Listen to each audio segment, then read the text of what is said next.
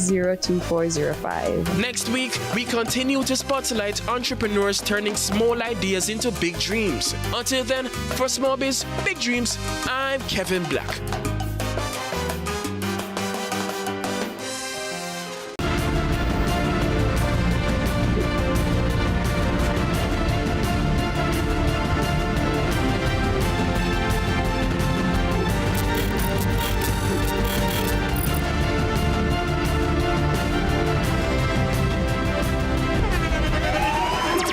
The internationally acclaimed On Stage with Winfred Williams. At a new time, Saturdays at 8 p.m. on CVM TV. So much more than entertainment.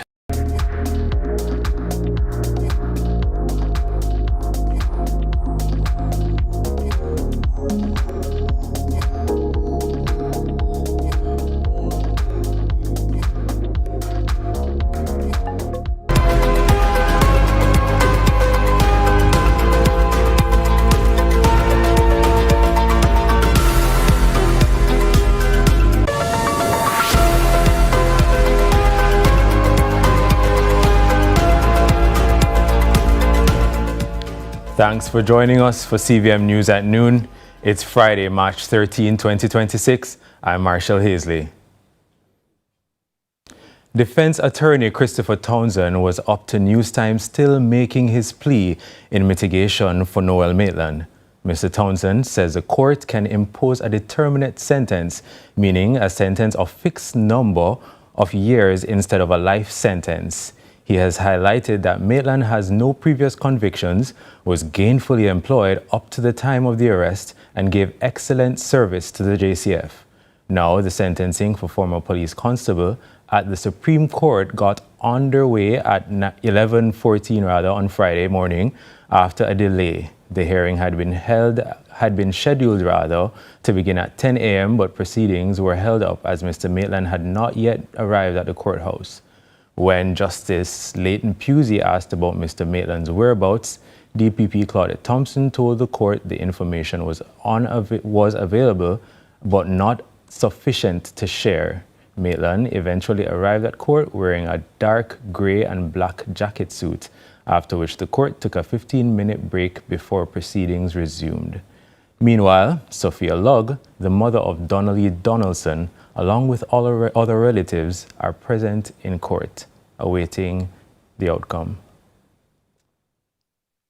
Still in the courts, issues surrounding the disclosure of evidence surfaced in the Clansman gang trial earlier this week, with defense attorneys raising concerns about statements made years ago, now only being shared with the court. Carla Ramdeen has been tracking the trial. The defense raised concerns about the prosecution's handling of evidence disclosure on Wednesday during the ongoing Clansman gang trial. The defense said statements made years ago are only now being disclosed and questioned whether there's a breakdown in communication between the prosecution and its investigative arm. Defense counsel argued that the late disclosure opens the door for speculation, particularly in relation to statements made long before the trial began. They added that it creates difficulty when relaying the information to their clients and obtaining instructions. While noting they do not believe the prosecution is conducting the trial by ambush, the defense said it almost feels that way when statements from nearly 6 years ago are only now being disclosed. Counsel asked the court to tighten the timeline for when statements are provided, saying the situation is, quote, getting out of hand. In response, the prosecution said it is unsure which statements the defense is referring to, but explained that 2018 statements recently uploaded were disclosed following a request from attorney John Clark, who represents the accused Tesha Miller. The prosecution said those statements will not form part of the Crown's case. The prosecution also said 2 statements from 2023 were uploaded late inadvertently, adding that the relevant defense attorneys were notified once the oversight was discovered. The file contains information about the main witness who is yet to take the stand. The judge said a second review should be done of the disclosure link to determine which documents remain outstanding. The prosecution agreed to make further checks. Carla Ramdeen, CVM News. Jamaica has recorded some of its largest ever firearm seizures in recent months. Law enforcement officials say new scanning technology and intelligence-led targeting have significantly increased detections at the island's ports. But authorities warn that gun traffickers are more or less becoming much more sophisticated in how these weapons are smuggled into the country. Akeem Oret reports. Jamaica is seizing more illegal guns than ever before. Among the most significant discoveries, a landmark interception of more than 200 weapons hidden inside a water heater in May of 2025. Statistics from the Jamaica Constabulary Force show firearm seizures have increased by double digits in consecutive years. Senior communication strategist at the JCF, Senior Superintendent Dennis Brooks, says stronger intelligence gathering and improved partnerships are helping authorities intercept weapons before they reach the streets. Jamaica Customs has become increasingly efficient at what it does. It's a contactless clearance process. It's non-invasive inspection process has improved. The quality of its scanning capacity has improved.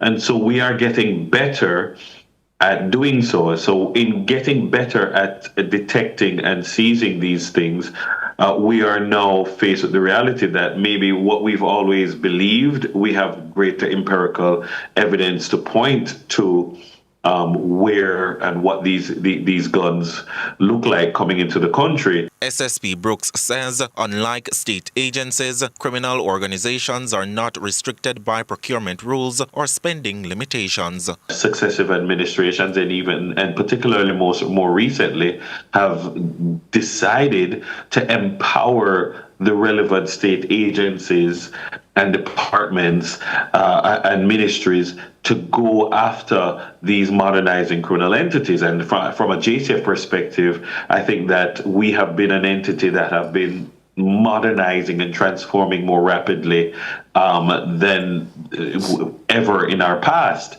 That has allowed us to be able to go toe-to-toe in various areas, and which is why we see crime trending in the way that it is. While acknowledging that Jamaica is making progress in reducing the flow of illegal firearms into the country, SSP Brooks says continued improvements in intelligence and border security are imperative. We have to have a greater impact on the supply side, the source. We have to have a greater, and we continue to have a great impact, and we continue the relationships with our international stakeholders to make those to dry up those channels from which they emerge. Akeem Oret, CVM News. In the meantime, economist Keenan Faulkner has weighed in on the contribution made by opposition spokesman on finance Julian Robinson during the budget debate. He was speaking on CVM's lead story on Thursday.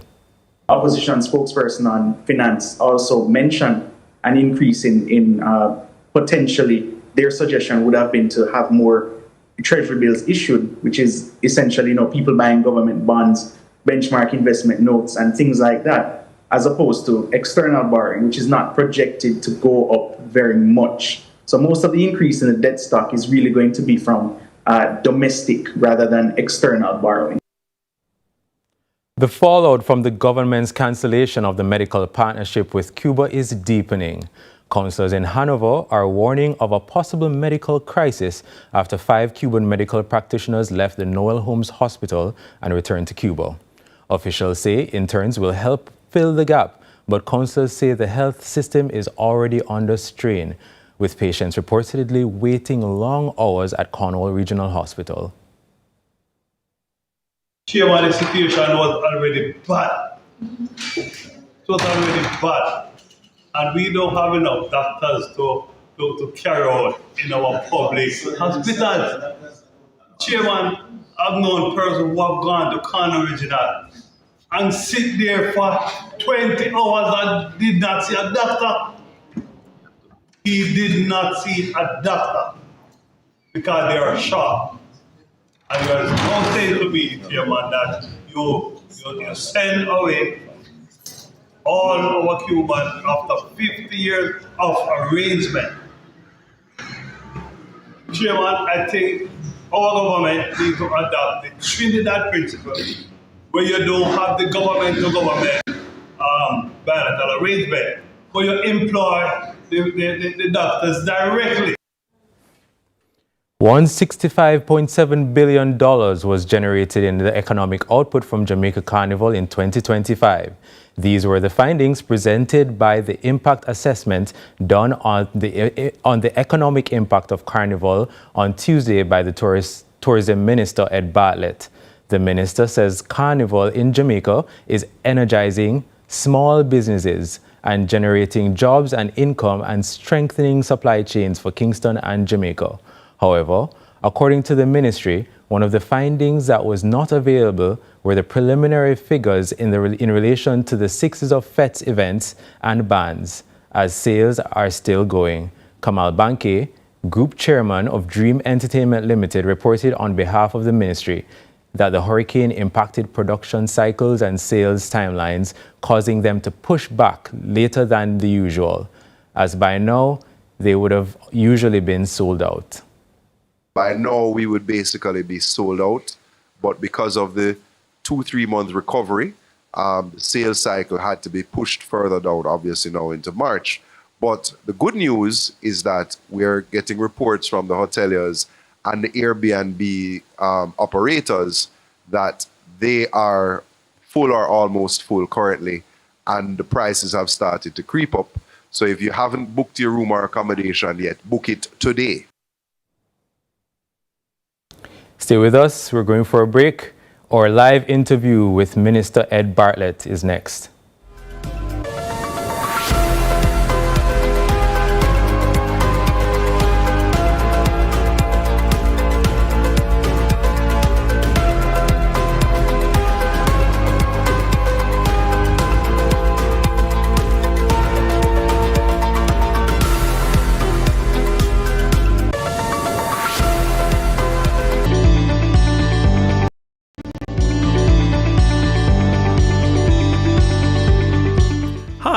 I'm Landy. Welcome to NLA Connect, the National Land Agency's customer engagement platform. NLA Connect is a simple, user-friendly platform designed to help you share your feedback, get support, and updates about land-related matters. Available 24/7, NLA Connect allows you to share suggestions, comments, and commendations, submit queries and report issues, attach files with your requests, track requests and get real-time status updates, connect with NLA client engagement officers, and provide feedback on the service received by the platform. We're making it easier for you to connect with us. You can access NLA Connect via our website, using the kiosk at any of our offices, or scanning the QR code displayed at our locations. Need any help along the way? Check out our FAQs section. It has all the answers you need in one location. NLA Connect, your voice, our priority. Every day starts with care. Care that's always close. Supermed Family of Pharmacies is where you go for everything you need. From your morning routine to life's biggest moments, Supermed Family of Pharmacies is always by your side. Whether it's prescriptions or household essentials, trust the care that's close to home. Super happy, super healthy, Supermed.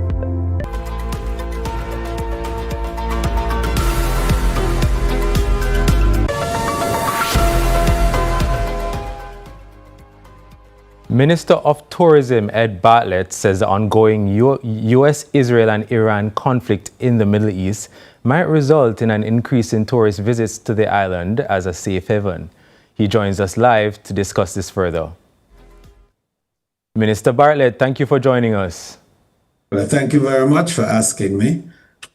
So you've been warning us as a nation about the potential risks that the conflict in the Middle East could have on global tourism. Which could, in fact, result in a reduction of travelers' confidence. However, in the same breath, there are also some issues in the issues surrounding the conflict that could benefit us. How so? Right. So one of the big advantages of the Caribbean is its perception and indeed the reality that we are a zone of peace. And the movement, therefore, in tourism is towards safe, secure, and seamless destinations. It's towards places that inure confidence and trust. And Jamaica has built that over the years. The second advantage for us is, in fact, our geography, that we sit still at the edge of the largest and most powerful outbound tourism market in the world, the United States. And when you tie that with Canada, you are in a very, very strong position. Then, of course, there's our particular strength in Europe, particularly the UK. And now we're working very hard on South America and showing very strong market indications there. We're looking, I just came out of South America, in fact, and we're looking at adding some 6 flights out of Colombia over the next few months, and to strengthen the Copa connections in South America to Montego Bay. So we're looking at these strong possibilities. So people who want to have strong vacation, powerful vacations, safe vacations, secure vacation, are looking to the zone of peace. The Caribbean and Jamaica stands ready. And in your words, the Caribbean now can be considered a zone of peace for tourists. Would you like to elaborate on this? Yeah, well, we have had that reputation over time. In fact, we have the most stable democracy in any given geographical quadrant. And all our countries have had that level of maturity now, a mature democracy where we make our decisions by the ballot and people respect the results. There have been no major skirmishes to speak of in the Caribbean area. And we have become the most tourism dependent region too on earth, and the #1 warm weather destination for cruise tourism in the world.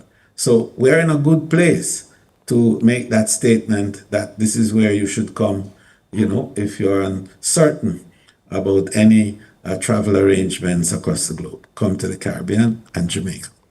So given that we had Hurricane Melissa last year and we're still in a state of recovery, how confident are you that we're ready to accommodate tourists to Jamaica?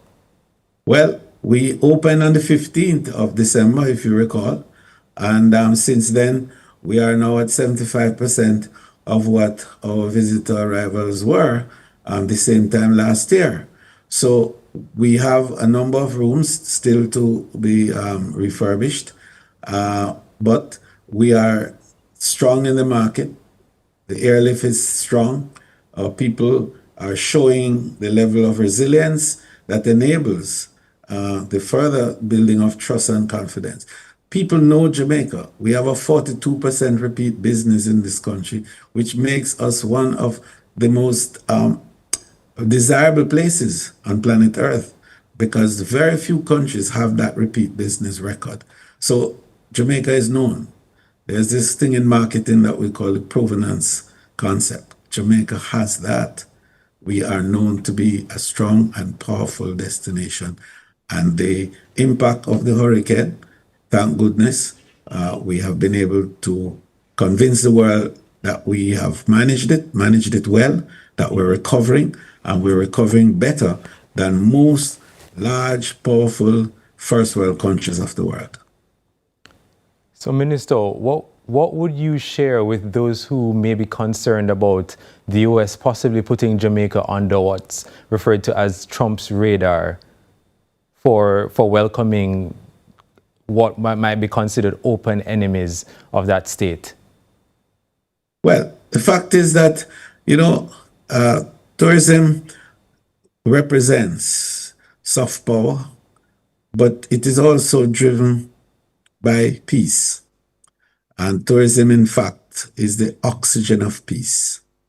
And we believe that what we have offered over time and the relationships that we have developed and the partnerships that we've developed are strong enough to overcome any geopolitical thinking to the contrary. And Final question, what more do you think can be done to attract tourists to the island, especially after taking such a hard hit following the joint, the most powerful hurricane on record? Well, one of the biggest drivers for tourism in the world is investment. And as it says, where investment goes, the people follow. And so we're driving that. We're building a number of new facilities. We're bringing more partners into the game. Then the second is airlift. And Jamaica now has stronger airlift arrangements in place than any other Caribbean country, perhaps except Dominican Republic. We are well positioned to be able to have access, and access is everything in our business. If you want to get to Jamaica, you can get here, and you can get here faster, easier,